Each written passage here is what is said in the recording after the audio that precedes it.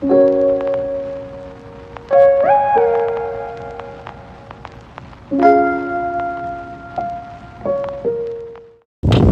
this is Ramon Phipps with The Detail, back at you again for another Wednesday check-in.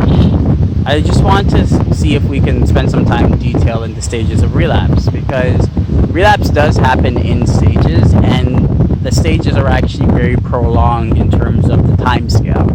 So the first stage of a potential relapse starts off with the mental. The mental stage of a relapse in itself is when we are having those obsessive thinking patterns and, of course, these dilated thoughts towards the stresses of our life that are usually combined with a desire to want to alleviate the stresses of our life. Now, again, relapse is something that is only really a potential for people who have addictive tendencies and have chosen a life of recovery. When we engage in relapse, then we know what can come as an easy option to us if we wanted it, to reduce our stress, to help us with our mental escapes. This usually happens to be our drugs or our behavioral choices that changes our psychoactive state. So when we start to always have these mental obsessions towards changing our psychoactive states, only because there's a very strong familiarity with changing our psychoactive state, whether it's because of the months or years or decades of us engaging in addictive tendencies. So basically, when you encounter a stress in life, such as an argument at home, you just lost your job, you're aimless in life, you are short on next month's rent, whatever it may be, that creates a stress response in your body.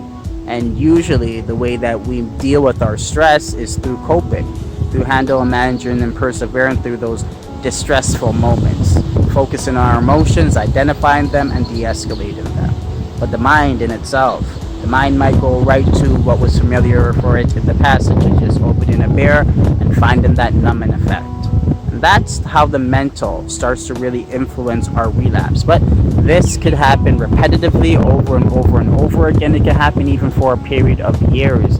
You can have a using dream or just a slight craving throughout the course of your 24-hour day.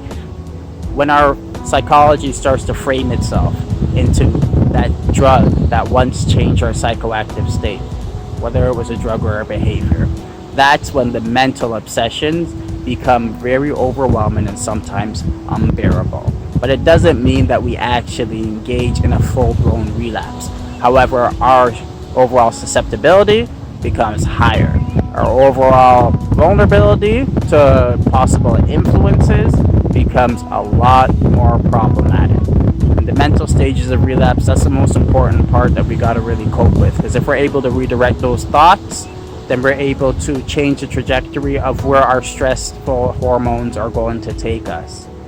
If we do not change those thought patterns, then eventually you're going to be attacked by something that triggers you in your environment. What's a trigger? A trigger is just an emotional escalator, and that is the second stage of relapse, emotional relapse, when we allow our emotions to just take hold of us and we succumb to them.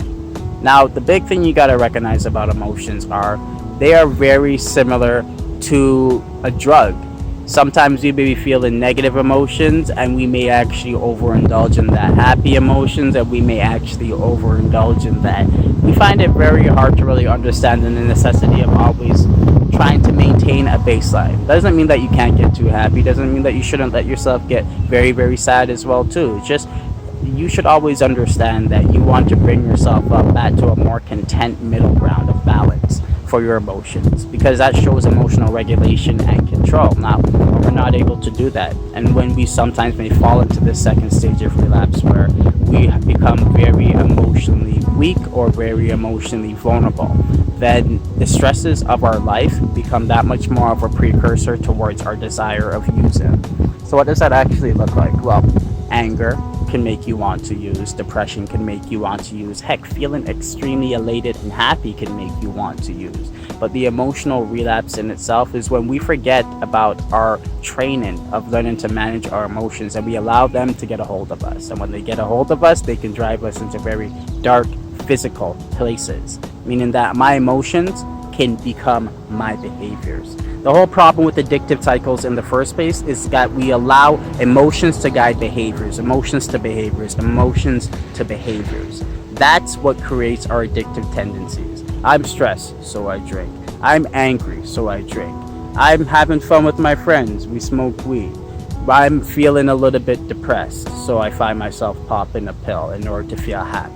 Again, allowing our emotions to drive our behaviors. What must change is for our thoughts to understand our emotions to further affect our behaviors. That is our wise mind. The last stage of a relapse is the physiological relapse, the physical.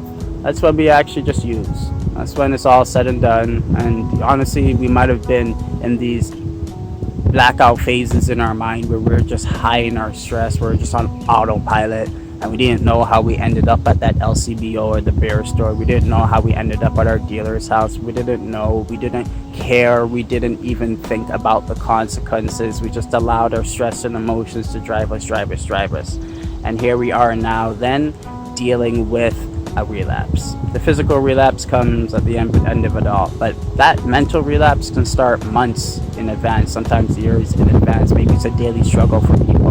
The emotional relapse can come very strongly after we allow our mind to succumb to problematic thought patterns that we entertain addictive desires and tendencies. The emotional relapse is going to be hard to deal with, the hardest to deal with, because that's when you're allowing your emotions to really be managed. And if we managed our thoughts, then we could have probably managed how those emotions surfaced in the first place. But if we weren't successful in managing our thoughts well, such as I'm so angry right now, redirecting it to something such as, you know what, I'm going to be calm and content right now about this situation. Let me look at my options. Instead of doing those solution-focused approaches, we let our anger overwhelm us, and then we can live in this hyper-vigilant, hyper-aroused, stressful state for a period of time. And then what? More life triggers just come at us. It just got broken up. I just lost my job. I just hurt myself. I got into a car accident. All of that can create more emotional stress and turmoil for us.